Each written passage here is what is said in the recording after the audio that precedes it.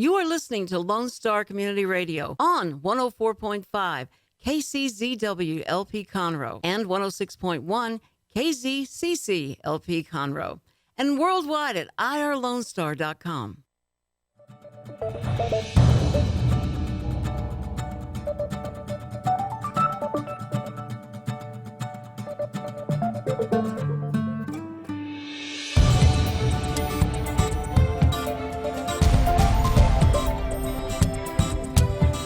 Well, good morning, ladies and gentlemen, and welcome to the Weekly Business Hour. Thank you for joining us this morning. My name's Rick Schissler. I'm a Silver Fox advisor, as well as the founder of OneBestConsult.com. You've come to the right place if you want to talk about business, because that's what we do here. We talk about everything business, particularly as it relates to the smaller businesses in our community and throughout the world. Today, I think we've lined up a really good show, and hopefully we'll provide you with information, tips, ideas that you can utilize immediately in your business if you so choose. That's one of the main things we try to do with this show. One of our main goals is to give you information, ideas that you can use in your business. I also want to thank, before we get started, thank OneBestConsult.com. That's the number one, bestconsult.com. As I mentioned earlier, I'm the founder of that website. It's a place where small business owners, managers can go. You can post a question. You can sign up to get our newsletter, our video cast, no cost. A place for you if you've got something to talk about, you've got an issue in your business that you'd like some other opinions. And these are opinions typically from other business people. Or if you'd like to engage me as a mentor and advisor to your business. That's what I do for a living. I have over 40 years experience working in small business. I owned, developed, and sold 5 different businesses in my career, as well as growing up in a small business that grew into a fairly large business. So I've seen a lot, and I try to share my common sense business experience. That's what we're all about, common sense experience. Don't try to talk about anything that's new and different and it'll solve your problems in 3 minutes if you just add water and heat. We talk about common sense experience. What can we learn from the experiences we had, and what can we learn from the experience that our fellow small business people from around the country and a few from around the world? But let's get to it. Let's get the show going and get the show on the road, as they used to say. We're going to start off today. Before we do, I want to let you know the show is broadcast live on Facebook Live. So if you want to see us as well as hear us, then go to our Facebook page, The Weekly Business Hour, and click on the live button, and you can watch as well as listen. Also, if during the show you have a question for one of our guests, for me, or just a question about the show or a comment, email it to me, please, right here at the station at rick@irlonestar.com. That's Rick, R-I-C-K, at irlonestar.com. And we'll be glad to take your question and talk about it on the air. Many times questions come in after we go off the air, and I talk about them the following week from time to time. So please, at any time, send us your questions, your ideas, your observations, your concerns, anything you want to talk about relating to small business and business in general. I'd love to get your questions.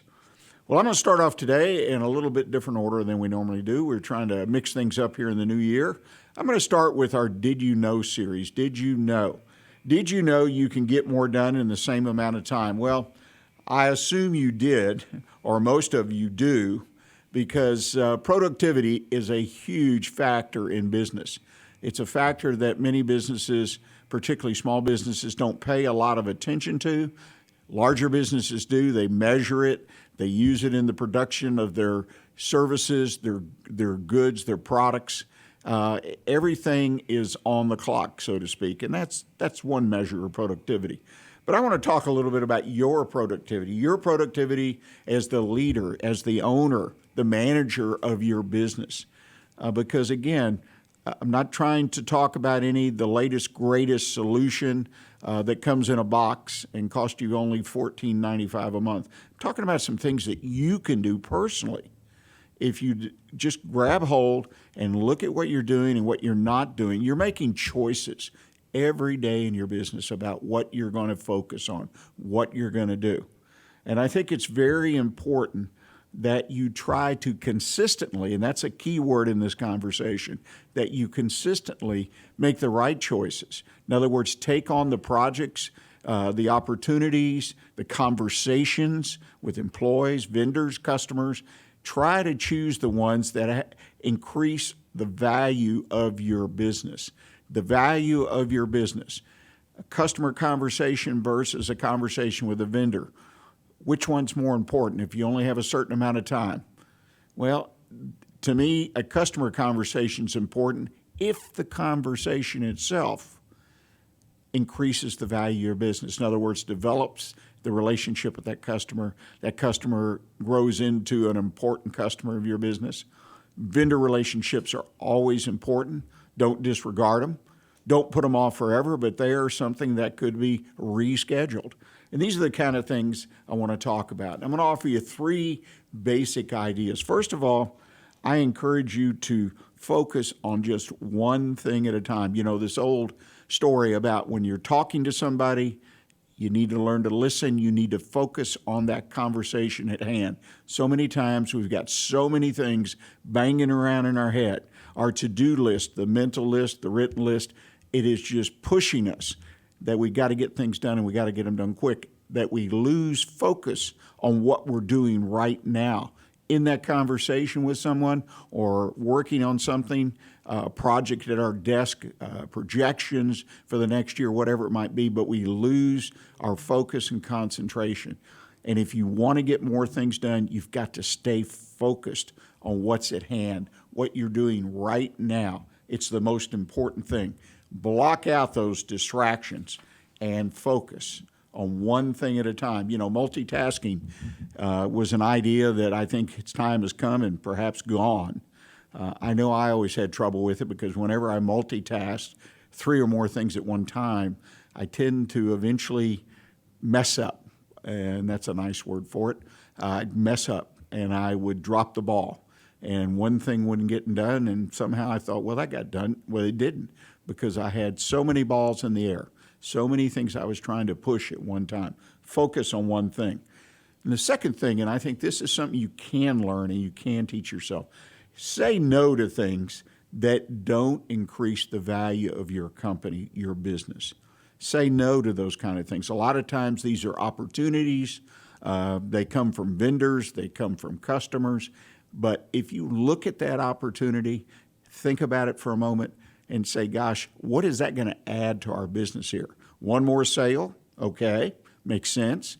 A product that we can buy from a vendor at a lower price, better delivery, whatever it might be, okay, that makes sense. But the idea is that when you rate things, say on a scale of 1 to 10, with 10 being the highest, you want to focus on the 9s and the 10s.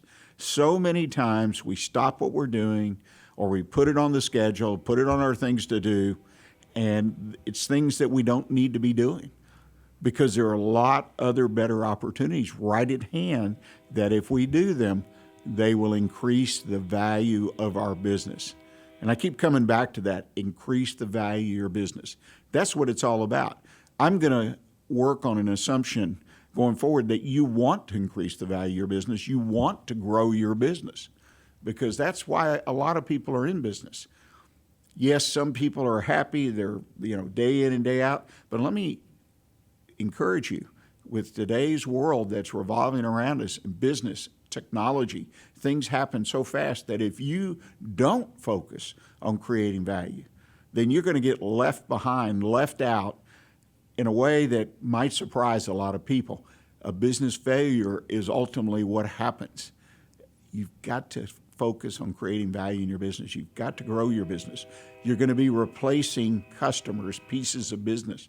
It's happening every day.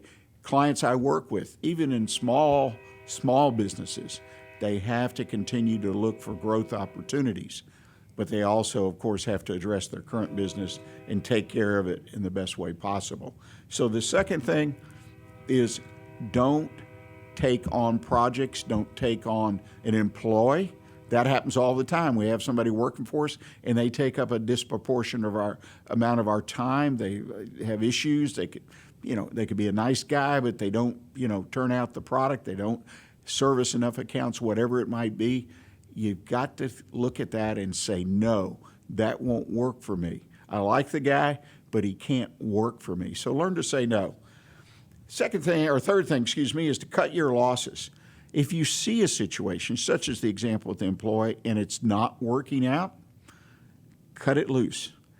If you've invested in something, if you've taken on a new product, you've done an expansion, whatever it might be, and it's not working, cut your losses and move on. There are lots of other opportunities, in my opinion, for every business out there. It's just a matter of looking up, looking out, and engaging in the right situations that add value. But don't be afraid of failure. Don't be afraid to cut your losses and tie it off.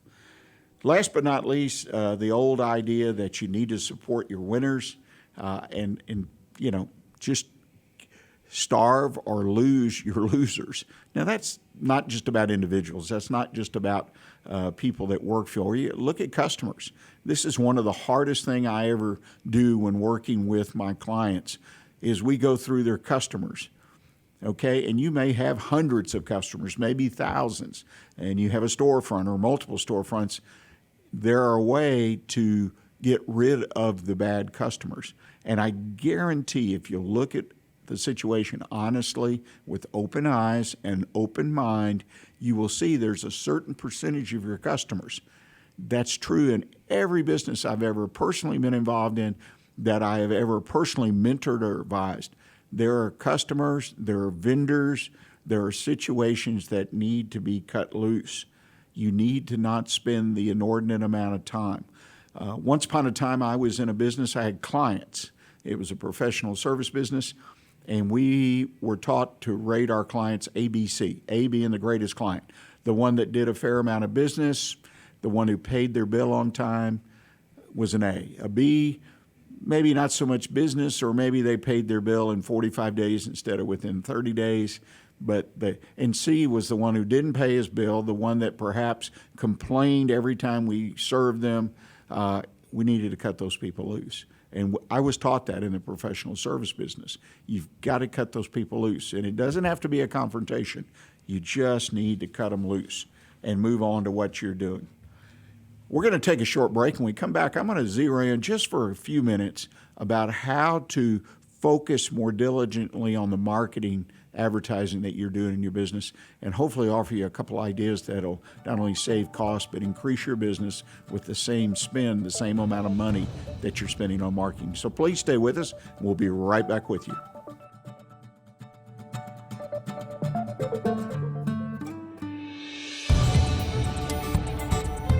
It's all business talk on the Weekly Business Hour every Monday at 11 a.m. right here on Lone Star Community Radio.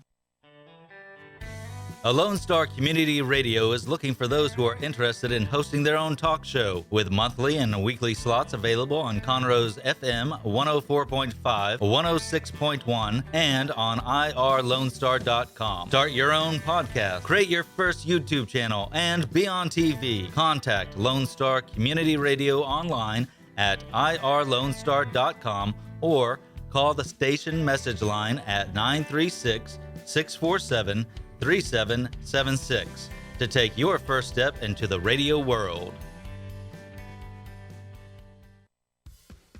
From the beginning, the main purpose of the Cooperative Extension Service has been to change human behavior by teaching people how to apply the results of scientific research. By utilizing a holistic, multi-level approach, Extension family and community health programs encourage health and well-being for everyone. Addressing values, concerns, and needs with reliable science-based information, Extension programs help people lead healthier lives. We are Texas A&M AgriLife Extension, helping Texans make their lives better. For business ideas and news you can use, join us on the Weekly Business Hour every Monday at 11 a.m. on Lone Star Community Radio. You are listening to the Weekly Business Hour, and this is Rick Schissler. I'm your host, and welcome back. I want to continue our conversation about productivity, specifically productivity in your marketing. But before I do that, I want to mention to you that a podcast of today's show will be available on Wednesday of this week, a podcast and video cast. You can pick it up right at our website. That's at the number one, bestconsult.com. Go to the website, click on the video, and you will see a video cast that you can watch and listen concerning today's show. Let's talk about marketing and productivity just for a couple, 3 minutes, because marketing is the number one topic. Whenever you take a survey, whenever you hold a seminar, whenever you ask people, what would you like to talk about? Marketing by far is the topic that every small business wants to talk about. It's always at the top of most people's list. So I want to talk about how you can look at productivity and marketing together. Doing your marketing right, whatever you're doing or not doing, if you do it right, it's a real difference maker. I mean, it's the difference between really successful businesses and those that struggle, they hang on, they don't move, they don't grow. Doing your marketing right and taking the amount of money, your budget and whatnot, and spending it in the most efficient way is a real difference maker. I have 3 ideas for you, and I did this in my career in a business I owned way back when, and it's one of the best things I ever learned, and it really paid off. First of all, look at your numbers. In other words, when you spend $1 in marketing, whether it's for advertising or some other part of your marketing plan, you need to understand what your rate of return is on that dollar. And the first thing you've got to do is you've got to find out in the numbers, you've got to see it as an investment. It's so critical. People look at marketing, advertising, it's an expense. And so when things get difficult, we've all heard this, they cut that expense. But it's an investment in your future, and it's very, very important you do.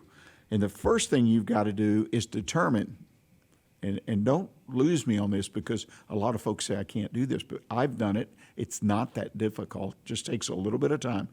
What can you afford to spend to bring a new customer client on board? In other words, how much can you spend to capture some new business?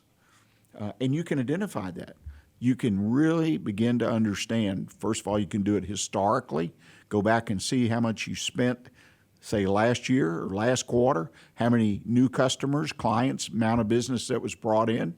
Take a bit of time, analyze it, perhaps go over it with your accountant if you've got an in-house person, a comptroller or CFO or whatever, or maybe you wear all those hats.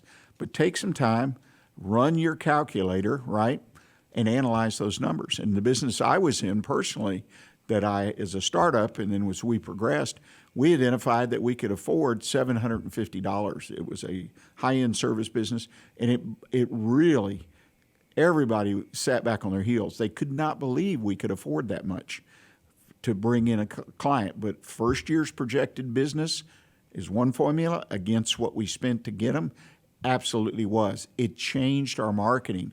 We invested more in certain things, and the number of clients that we brought in the following period was just right on point. So first, identify what you can afford to bring a new piece of business, new client or customer on board. The second thing is to analyze the tactics. And this kind of gets down to the efficiency and the productivity of what you're doing. Look at what you've done, look at where you've done it, and look at what paid off. Again, some history here. If you're a startup, you need to look around the industry. You need to look at what other people are doing and do your own set of numbers, your own set of projections of what you want a customer, a new piece of business to bring you. So put that down. What do I want out of this new piece of business? I want $5,000 a year. It makes sense because we do this, and this is conservative. And if they bring 5 in, what can I afford to spend to get that additional $5,000? And don't forget, that number changes over time because as your business grows and hopefully you become more efficient, you can acquire customers and you keep more of each new dollar coming in flows to your bottom line. So you can afford, hypothetically, to spend more to get that customer in because you have more, because you're making more. And again, it depends on your growth, what you're trying to do with the business, a lot of other factors, but that should have already been decided. What I'm trying to do is get you to look at the customer and see what it takes. Productivity can be approached in a lot of ways. First of all, you can take your marketing activities and say, cut the bottom 0.25% or cut half of your marketing activities out. Now do this on paper and say, if we didn't do those things and we took this money and applied it to the top half, in other words, the things that are really making a difference, that are bringing business in, take the bottom half, cut it out, take the same dollars, not a bigger budget, take it to the top. And the same thing, of course, applies to anything you do within the business, whether it be your product or service lines, your client base, et cetera. So take a look at this. Productivity in your marketing can greatly be increased if you analyze what you can afford, what it takes to bring a new client in, a new piece of business. And I dare say that a vast majority of people that listen and watch this segment have not done that because they think it's too hard. And it really isn't that hard. Just pull out some historical records or look at your industry, look at your competitors, put a scenario together. First year business is one I like. I have the products and services, and a customer conservatively should spend X with us. Then you say, okay, what can I afford to bring them in? What's it worth? And it's not that hard. Yes, it's based on some assumptions, but doing this thing will increase your productivity, increase your efficiency, and your marketing dollar will go a lot further. Well, we're going to take another short break, and I'm going to come back and offer you my One Best Consult tip of the week. You want to own a business? What are some of the major challenges you might face? So please stay with us. We'll be right back at you. Not sure who to turn to when you have a problem in your business? Listen to the Weekly Business Hour on Lone Star Community Radio. Lone Star Community Radio is ready for the summer. If you or anyone you know is looking for a summer internship, Lone Star Community Radio is a great place to learn the radio and TV business. Contact the station at info@irlonestar.com or call the station's message line at 936-647-3776. Lone Star Community Radio offers a great opportunity to those interested in learning about the radio world. This is Rick, TRC. Every Tuesday on my show, Afternoons with Lone Star from 3 to 7, I play back-to-back classic rock hits. That's right. I like to call it a 2 for Tuesday or a 3 for whatever it is you'd like. Call the request line, 936-647-3776, or message me on Facebook, Afternoons with Lone Star, make a music request. That's right, you can do it. Here's what else. Go over to our website, irlonestar.com. Get the app on your phone. It's easy. You'll like it. Not sure who to turn to when you have a problem in your business? Listen to the Weekly Business Hour on Lone Star Community Radio.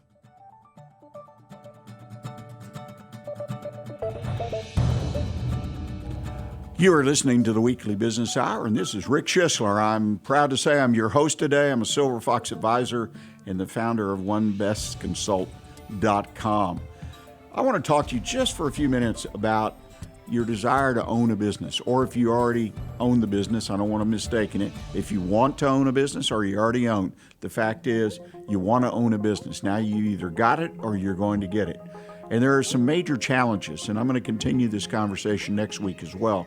But I want to touch on a few right off the bat of challenges that you need to be aware of, in my opinion, to build the successful business that I hope you're looking for. And the first one, cash flow management. Cash is king. You've probably read that expression somewhere or heard it. It is absolutely true. It is the lifeblood of any business. So when you go into business or you're in business, monitor your cash. Okay, if there's any other financial number in the world that you think you need to keep an eye on, that's cool, but you must keep an eye and monitor your cash flow. Cash flow management, a key challenge, and it really is. People say, well, I don't have enough money, I didn't, but are you managing your cash flow? Very, very important. Lack of planning.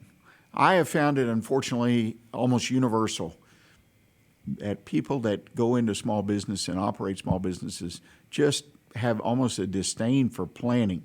Yes, I've met some corporate types who left the corporate world, went in business for themselves, that do a good job with it. But for the vast majority of us, we just don't do any planning. You need to not only build the plan before you go into the business, or if you're taking on a new product line, a new service area, you're expanding, put together some kind of plan. It's your roadmap to success, the way I like to look at it. And we're going to be talking about roadmap to success and a little later in the program regarding mergers and acquisitions and how to grow by using them. But if you have a plan, let me tell you, it is so important because it helps build your confidence in yourself and your business. So if you've got the plan, you're executing the plan, and it's working, you build your confidence. Don't forget that. You have a lack of knowledge or lack experience. A lot of people start businesses in areas and fields they may know something about. They may have worked for someone in a similar business, or they may not have any experience in that business. They just think it's a good idea, something they came up with themselves, or they bought a franchise. But the fact is, if I've worked for someone else, I still lack experience, such as cash flow management. I've got to get that experience somewhere, and I need to always be learning. And that's a thing, again, another item that gets pushed to the back of the list that falls off the table many times and gets forgotten. Find a mentor or an advisor. That's what I do. When I was in business and owned my businesses, I had mentors and advisors. I grew up naturally in a family business, and we had lots of positive mentoring. It is a crucial element in your success to have people help you not make as many mistakes as you would make if you didn't have them. So consider that. Be sure you take into consideration that you don't understand everything, even though you might think you do. And lastly, today I want to talk about improper pricing. Pricing is difficult for us in small business typically. We either mimic the guy down the street who's a competitor, or we add 30% or this and that. Pricing can bring you a lot more money if it's done properly. And it really boils down, in my opinion, in my experience, to tweaking. It's to be aware of what your cost and all these things are. You want to make a profit. But looking at the pricing of your main products, your main services, because if they're not main, don't forget, we should cut them loose perhaps. But the idea is, if you have the right pricing, obviously, you ensure the sufficient revenues and profit. But the thing is that, it just gets down to, well, what do I think somebody might pay? That's not the right way to approach pricing. Think about your pricing, whether you're a low-price competitor or high-price, great service, whatever where you put yourself in the market, it's still about pricing. And you need to take the time to do the pricing that benefits your business, that creates more value in your business. We're going to take our bottom of the hour break, and I am pleased to tell you that on the other side, we've got a great guest coming in and joining us. John Stacy of AvaCoach is coming in, and he's going to talk to us about a roadmap to success, mergers and acquisitions. So can your business grow through a merger or an acquisition of another business? I believe it can. Even the smallest business can acquire a business or merge with another business to reach the goals that you as an individual owner and manager have for your business. So please stay with us. We're going to take a break, and then when we come back, we'll have John Stacy, AvaCoach, with us. It's all about business on the Weekly Business Hour every Monday at 11 a.m. on Lone Star Community Radio. An estimated 1 in 10 births will result in a neonatal intensive care stay, also known as the NICU. Overnight, a family can find themselves and their newborn baby in a critical situation. The Mila Foundation financially and spiritually assists families in need. If you would like to volunteer or become a monthly sponsor, please visit us at www.themilafoundation.org. Again, that's www.themilafoundation.org, because every life matters. Our talk shows and music shows are looking for sponsors. Want to expand your brand awareness? Reach the hyper-local audience in Montgomery County? Lone Star Community Radio sponsorships accomplish this. Want to see our stats and rates? Check out irlonestar.com/sponsor for more information. Or call in and leave us a message at 936-647-3776. For business ideas and news you can use, join us on the Weekly Business Hour every Monday at 11 a.m. on Lone Star Community Radio. Health Center Southeast Texas is a federally qualified health center. We accept Medicare, Medicaid, and most major private insurances. For our self-pay patients, we have a sliding scale discount program available. Our health centers have qualified providers and staff striving every day to provide the best quality of care to our patients. Services offered are family medicine, behavioral health services, telepsychiatry, and pediatrics. We have 4 area locations. Look up the Health Center Southeast Texas online at hcset.com.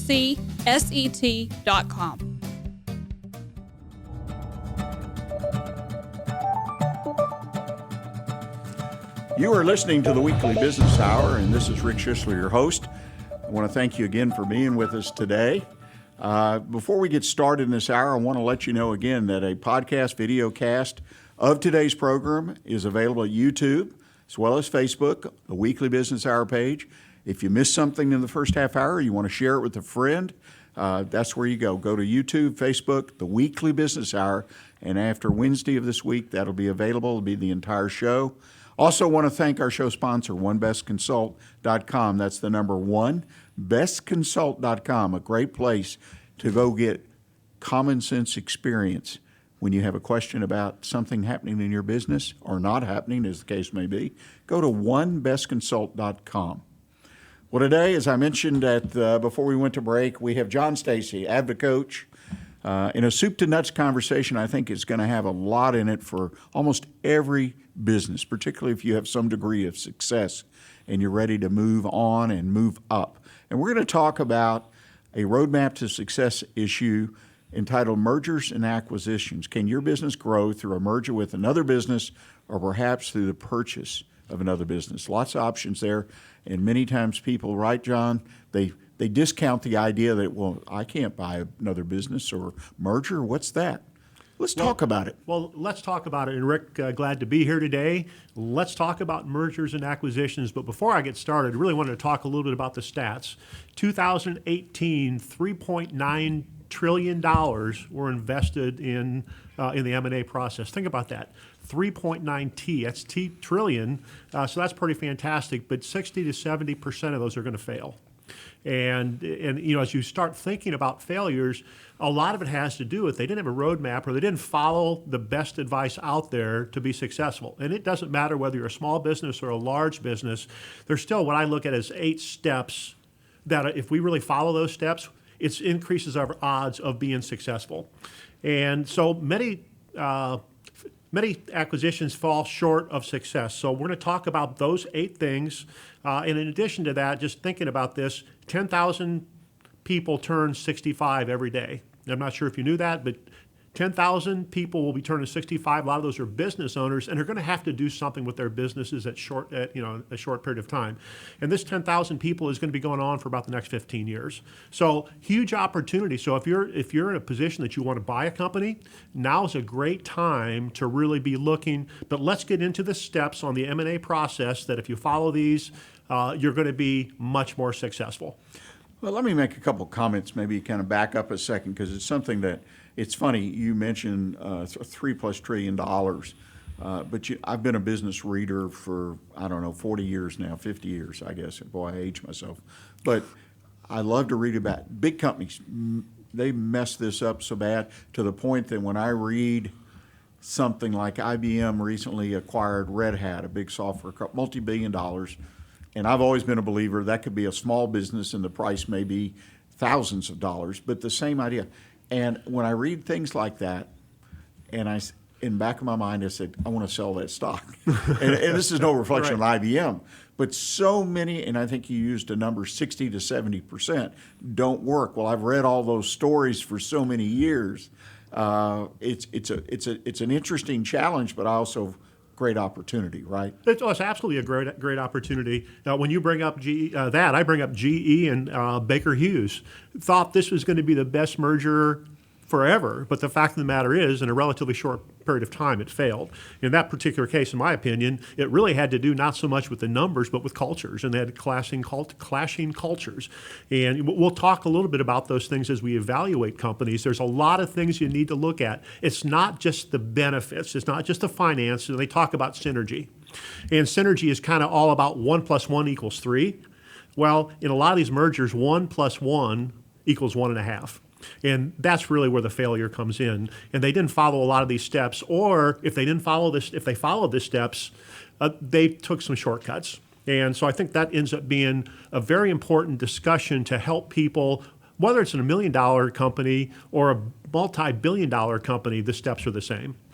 The second point I want to make, and be sure our listeners who are typically small business people, if I have a business, say, doing $1 million in revenue, and I've been growing, say I'm 5-10 years in, and been successful, and I want to grow to 2 or 3 million, because that's either personal or whatever. I think you got to have some real solid business reasons of where you grow to. But I'm a candidate to buy another business in merging, aren't I? Well, you're absolutely a candidate. And there's a couple different ways you can grow a business. You can grow it organically, and I'm just going to keep doing these things. And I have an office in Houston, for example, and maybe open up in Austin and Dallas or San Antonio, and that's one way I can grow. Another way is really finding someone that is going to be someone that I want to acquire. And so then we can talk about strategic purchases. Actually, I'm working on one currently that it's similar businesses. Products are about the same, but what's going to happen when they come together is that instead of having a couple regional companies, you have a nationwide presence. So that's one of those things that's a strategic purchase. There's also financial purchases. So there's different ways that you can look at what you can do to acquire a company. And I want people to understand that, again, small businesses, $1 million, probably even $500,000. These things can be done in the neighborhood. They don't have to be done across the country. But I've actually seen small business on one side of the country merge or buy a business on the other side of the country, geographically 1,000, 2,000 miles apart, and be very successful because of the business they were in, the industries they were in. There was synergy there. So let's kind of start. Again, if you're a small business, I hope you'll listen to this and not just think it's the IBM and the GEs and the ones that mess it up all the time, at least historically. Right. We're talking to you as small business people, and it's a great way to grow your business if it's done properly. And the key, in my opinion, is we have a process, right? There's a process. 8-step process in this case. It makes sense. Absolutely. There is a plan. And you can go out there and research, and there's 6-step processes, there's 10-step processes. If you have a consistent process, though, and you follow these steps, the odds of being successful are extremely high. And so why don't we get started and talk about the first thing. And the first thing is strategy. And, several months ago, we talked about strategic plan. Your business should have a strategic plan. When we start talking about the M&A process and having a strategy, it is what are we looking for?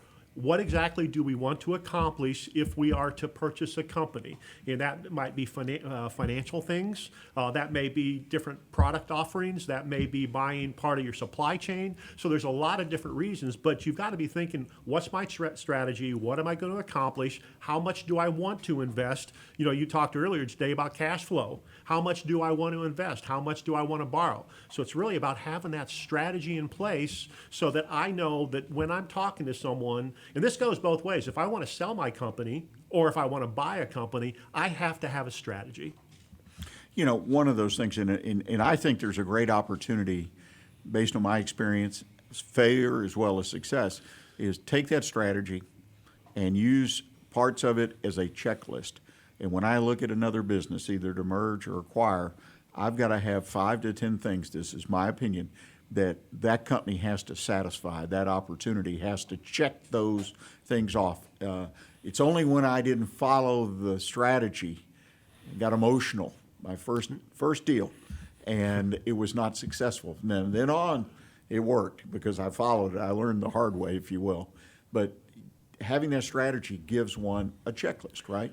To work through, a template or a roadmap, as you've said. Absolutely, and I think you said one word, and it's emotion. You can't have an emotion about what you're going to purchase or what you're going to sell. Emotions can't be in the equation because when we put the emotions in it, we start making bad decisions because we really want it. And I've seen companies that have been in a position where they've gone out, they've done some other things, they've done their due diligence, they said, okay, it makes sense, and then they decide they're going to go ahead and purchase it. But the reason they purchased it was more emotional because it was the right thing to do. And if they had looked at everything that they had done in their due diligence, they would not have done the deal. You can't have emotion in the transaction. Well, and I would submit to you that not only they perhaps didn't do what they, in their due diligence, but they did not have a good quality process in place, right? Yep. When they started. I would agree. And I think small, large, it doesn't, medium, it doesn't matter. You screw up this part of the deal, you don't have a map. What happens when we don't have a map? Potential to get lost skyrockets. Well, let's move through this process. This is exciting. So we've really sat there and we've developed a strategy and what we're going to accomplish. The next step, to me, is really identifying targets. So if you're in this business, you know your competitors, you know people that would fit in, that match your strategy. And then it's a matter of beginning to contact these people that you would be interested in buying. And there's some things that have to happen through that process. But there's a number of people that say, okay, I'm interested in this company, this company, and this company, because those companies match my strategy. And by the way, if you want to sell your company, you can actually be doing the same thing.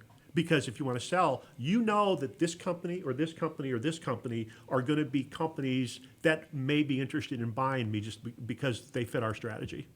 Well, it makes a lot of sense. And again, back to having that map, you know what you're looking for, the emotions, which tripped me up. So I know that pain.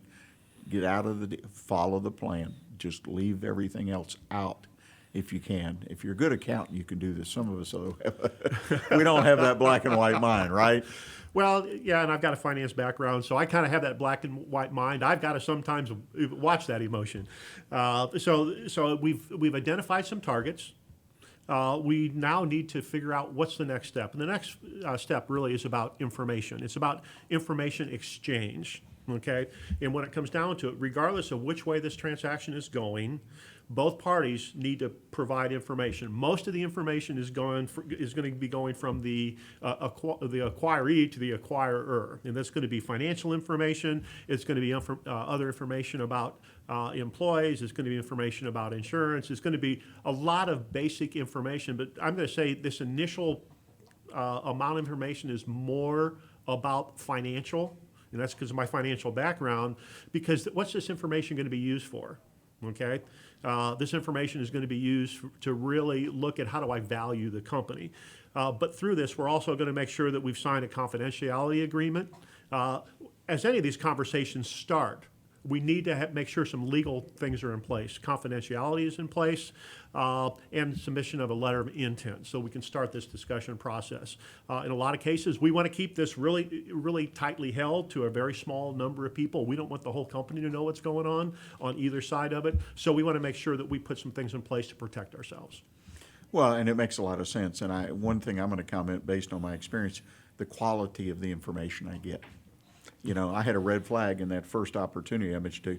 They ran like 13 or 14 runs to try to produce financials, okay, to button it down. And the guy doing the work was a CPA.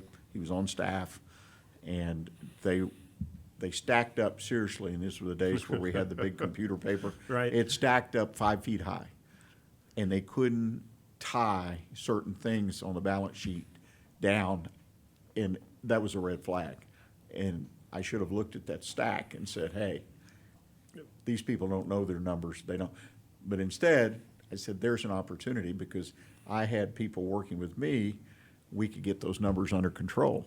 But how do you buy something if you don't know what it's worth? Well, and actually some people, because of emotions, do, because they think it's going to fit. But the fact of the matter is, if you can't get to that information, that is absolutely a red flag. And I think that in a conversation at a later date, maybe we ought to talk about what do you need to do to get ready to sell your company? Because there's about 8 things that you can do to increase the value of your company. And I think that that's an important discussion also. We're talking more on the acquirer side today, but there's what do I need to, if I want to sell my company, back to those people that are getting ready to retire, if I want to sell my company, it's my biggest asset. What do I need to do to change some things over the next 3 to 5 years? Because, you don't wake up one morning and say, I'm going to sell my company today. It's really a thought process that you have to go through, and it's a 3 to 5 year process to really get ready if you want to maximize the value of your company when you exit. Well, you're right, and it gets down to maximize. You can sell your company. You can wake up one morning and call somebody, I want to sell my business. But the value that what you'll leave on the table, and I've had some experience with clients doing this and talked them out of it, thank goodness, batting 100 on that or 1,000 on that one. In fact, one's still in business 8 years later, but their value was skyrocketing, and they were going to leave it all on the table. And we're talking about significant money in some cases as a percentage of the value of the business. So I think that's advice well given. Well, John, we're going to take a short break now. All right. Allow our sponsors and people to speak to those who are listening. And when we come back, we're going to continue this conversation. And again, I hope you will pull out your pad and pencil. I always encourage that. Make some notes. And send us questions if you have any now or after the show. Just send them to Rick at irlonestar.com. But hang in there. We'll be right back with you.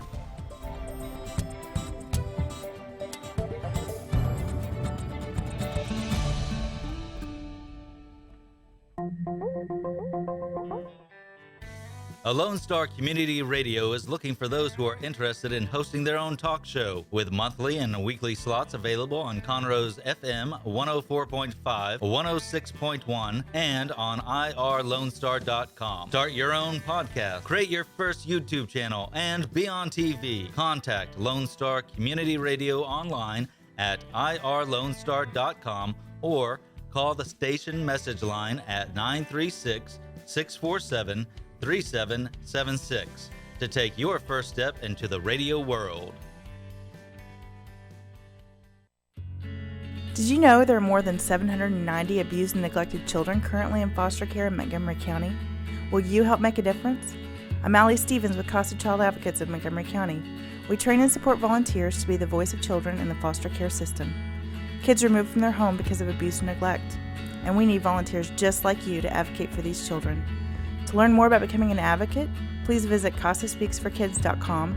That's CasaSpeaksForKids.com. It's all business talk on the Weekly Business Hour every Monday at 11 a.m. right here on Lone Star Community Radio. You are listening to the Weekly Business Hour, and this is Rick Schissler, your host. We're having a soup to nuts conversation here with John Stacy regarding a roadmap to success, mergers and acquisitions. Well, John, we've talked about strategy development. We've talked about identifying and contacting targets, and also about information request, which is a topic that we need to explore much deeper sometime in the future, and I appreciate your offer. Let's talk about valuation and synergies. Boy, that's an important topic. What do we need to do to assure our success in this area? Well, we just finished up talking a few minutes ago about providing information, financial information, employee information, historical information, that type of thing. What are you going to do with that information? Well, that's where the time comes that we really need to determine a value. What's this company worth?